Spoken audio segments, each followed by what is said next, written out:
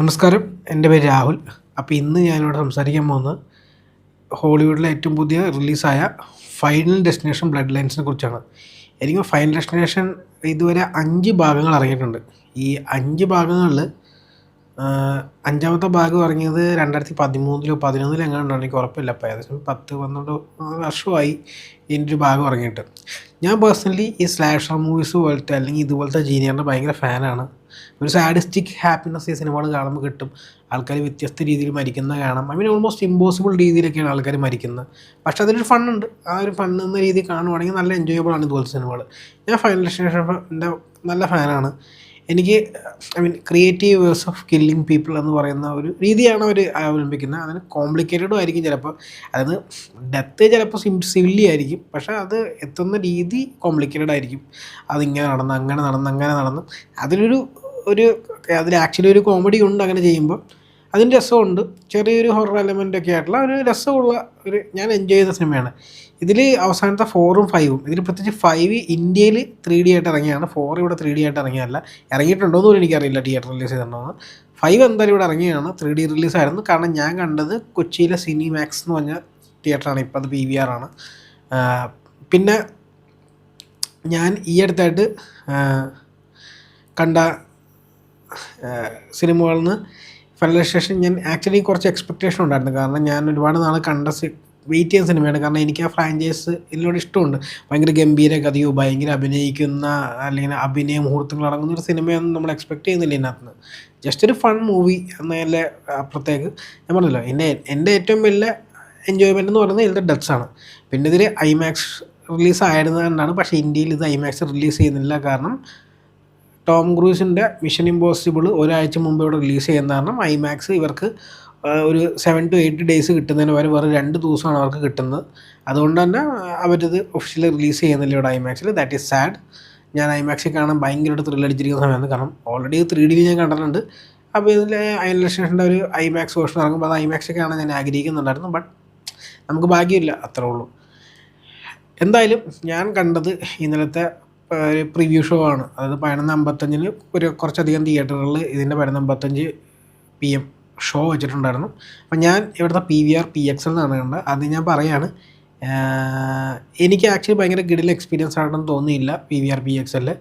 പൊതുവേ ഞാൻ പറയാം, OD6 എന്ന് എല്ലാവരും PVR PXL പ്രിഫർ ചെയ്യുന്നതിൻ്റെ one of the main reason അവിടുത്തെ സൗണ്ടാണ്.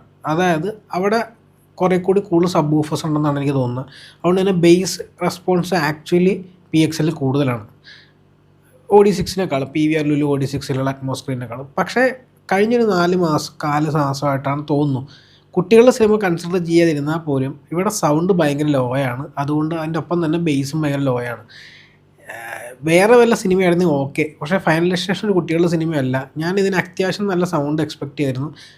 സറൗണ്ട് അറ്റ്മോസ്ഫിയർ ഉണ്ടായിരുന്നു, അതൊന്നും ഇല്ലയെന്ന് ഞാൻ പറയുന്നില്ല. ഞാൻ പറയുന്നത് പറഞ്ഞാൽ ഇതിന് സൗണ്ട് കുറവായിരുന്നു, അതായത് ലൗഡ്നെസ് കുറവായിരുന്നു, ബേസ് നല്ലോണം കുറവായിരുന്നു. ഈ സിനിമയിൽ ബേസ് ഉണ്ടെന്ന് എനിക്ക് തോന്നുന്നത് ആകെ ഒരു സീനിലാണ്. അത്രയും പ്ലെയിനായിട്ടാണ് ഈ സിനിമ റൺ ചെയ്തതെന്നുള്ളതാണ് എനിക്കത് ഭയങ്കര ഒരു അലമ്പായിട്ട് തോന്നി. കാരണം ഇങ്ങനെ പ്ലെയിനായിട്ട് കാണുവാണെങ്കിൽ എനിക്ക് ഇവിടെ വന്ന് കാണേണ്ട കാര്യമില്ല. എനിക്ക് PVR OD6 കണ്ട പോലെ OD6-ൽ ഇതിനേക്കാളും സൗണ്ട് ഉണ്ടാവും. നിങ്ങൾക്ക് ഓൾറെഡി എൻ്റെ ഒരു സൗണ്ട് രീതി നിങ്ങൾ എൻ്റെ വീഡിയോസ് കാണാൻ എനിക്കറിയാം. എനിക്ക് ഭയങ്കര ലൗഡ് സൗണ്ടോ ഭയങ്കര ബേസി ആയിട്ടുള്ള സൗണ്ടൊന്നും ഭയങ്കര ഇഷ്ടമൊന്നുമല്ല. പക്ഷേ നമ്മളൊരു മിനിമം പ്രതീക്ഷിക്കുന്നുണ്ടാവില്ല, അതുപോലും കിട്ടുന്നില്ല എന്ന് പറയുന്നത് ഒരു പ്രീമിയം സ്ക്രീനിൽ ഭയങ്കര അലമ്പാണ്. ഇവർ സൗണ്ട് കുറച്ച് വെച്ചതാണോ എനിക്കറിയില്ല. പിക്ചർ ക്വാളിറ്റി ആണോ ഓക്കെയാണ്. പിന്നെ ഈ സിനിമ PXL ഫുൾ സ്ക്രീൻ അല്ല, ഞാൻ ആദ്യം പറയുകയാണ്. ഇത് 45 മിനിറ്റ് IMAX എക്സ്പെൻഡ് റേഷ്യോ ഉണ്ടായിരുന്നു. അത് IMAX-ൽ ഉണ്ടായിരുന്നെങ്കിൽ നമുക്ക് ആ 45 മിനിറ്റ് എക്സ്പെൻഡ് റേഷ്യോ കാണാമായിരുന്നു. എന്തായാലും ഇപ്പം അന്നേരം കാണാൻ വഴിയില്ല. അപ്പോൾ സിനിമയിലേക്ക് വരുവാണെങ്കിൽ സിനിമ എനിക്ക് ആക്ച്വലി വർക്കായില്ല. ഞാൻ ഭയങ്കര എക്സ്പെക്റ്റേഷനുമായിട്ട് പോകണമെന്ന് അറിയില്ല. എനിക്ക് ഈ സിനിമ ഇതിൻ്റെ ട്രെയിലർ എനിക്ക് ഭയങ്കര ഇഷ്ടമായിരുന്നു. കാരണം എനിക്ക് എൻ്റെ ഐഡിയ ഭയങ്കര ഇഷ്ടമായിരുന്നു. അതായത് നിങ്ങൾക്ക് ഫൈനൽ ഡെസ്റ്റിനേഷൻ്റെ കഥ അറിയാമെങ്കിൽ എപ്പോഴും സ്റ്റാർട്ടിങ്ങിൽ ഒരു വലിയ ഇവൻ്റ് ഉണ്ടാവും. ആ ഇവൻറ്റിൻ്റെ റെപ്പർക്കഷൻസായിട്ട് ആ സമയത്ത് മരിക്കേണ്ടവരെ മരിക്കാതിരിക്കുന്ന കാരണം അതിൻ്റെ റിപ്പർക്കഷൻസ് ആയിട്ടുള്ള ഡെത്താണ്.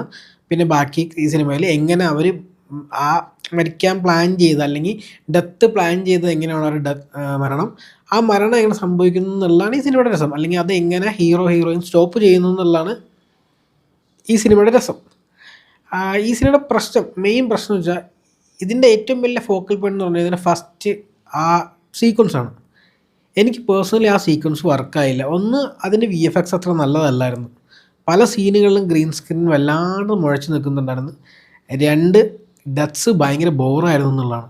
അതായത് ഒരു ബിൽഡിംഗ് പൊളിഞ്ഞ് വീണ സ്പോയിലേഴ്സാണ്. ഞാൻ ഒരുപാട് സ്പോയിലേഴ്സ് ചിലപ്പോൾ ഞാൻ ഇതിൽ പറഞ്ഞു തരും. കാരണം ഞാൻ ഈ സിനിമയിൽ എനിക്ക് ഡിസപ്പോയിൻമെൻറ്റ് കാരണമാണത്.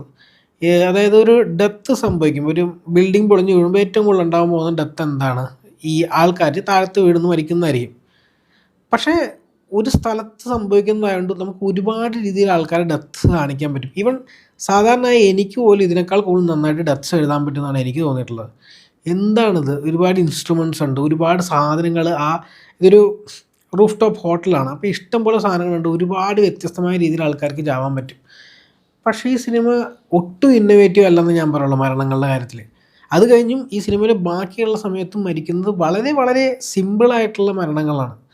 അതായത് നമുക്കൊരു എക്സൈറ്റ്മെൻ്റ് ഒന്നുമില്ല. ഇതിപ്പോൾ സാധാരണ ഏത് സിനിമയിലും ചാവുന്ന പോലെ അല്ലേ എന്നുള്ളൊരു ക്വസ്റ്റ്യൻ വരുന്നുണ്ട്. അപ്പോൾ എന്താണ് ഈ സിനിമ കാണുന്നതിനുള്ള ഫൺ എലിമെൻറ്റ് എന്നുള്ളത് ക്വസ്റ്റ്യനുണ്ട്. പിന്നെ ഈ സിനിമയുടെ എഡിറ്റിംഗ് വളരെ മോശമായിട്ടാണ് എനിക്ക് തോന്നിയത്.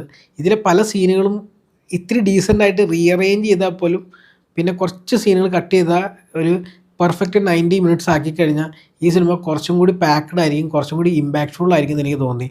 ഇതിലെ മെയിൻ പ്ലോട്ട് പോയിൻ്റ് എന്ന് പറയുന്നത് മരിക്കാത്ത ആൾക്കാർ, അതായത് ഇതിൽ മരിക്കാതെ രക്ഷപ്പെടുന്ന ആൾക്കാരുണ്ട്. അവരുടെ ട്രെയിലർ കണ്ടിട്ടുണ്ടെങ്കിൽ നിങ്ങൾക്ക് മനസ്സിലാവും. ഈ ട്രെയിലറിൽ ഓൾറെഡി കഥ പറയുന്നുണ്ട്.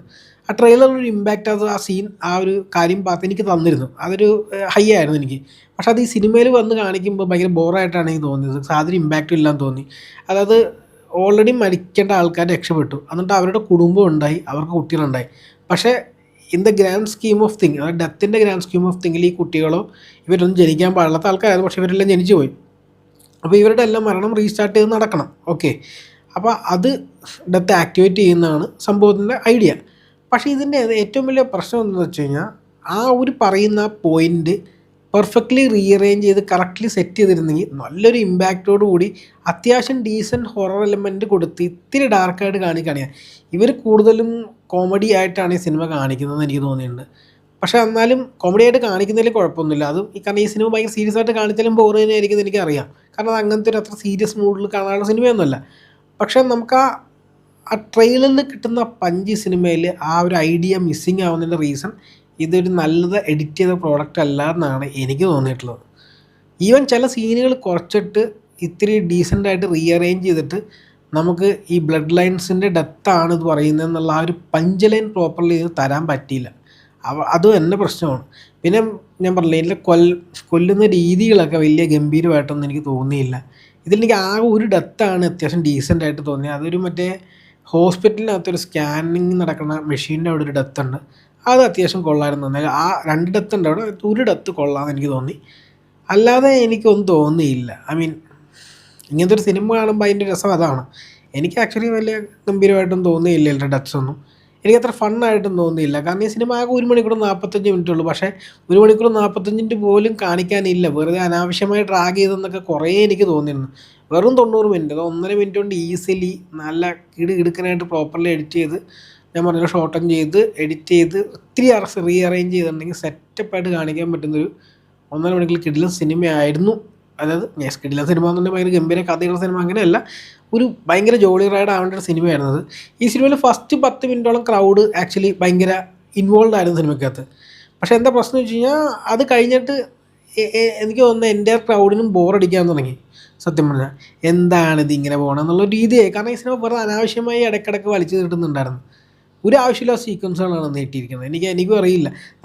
നമ്മൾ ഈ ഡെത്ത്സ് നടക്കുന്നതിന് മുമ്പ് അത് വലിച്ചു നീട്ടുന്നത് എനിക്ക് ഇഷ്ടമാണ്. പക്ഷെ അത് ഓർഗാനിക്കലി ആണ് നമുക്ക് ഫീൽ ചെയ്യണം. അല്ലാണ്ട് ചുമ്മാ ഒരു ആവശ്യമില്ലാണ്ട് സീൻ വലിച്ചു കിട്ടുന്ന പോലെ കാണിച്ചു കഴിഞ്ഞാൽ ഇങ്ങനത്തെ സിനിമയ്ക്കൊന്നും ഒട്ടും അത് യോജിക്കില്ല.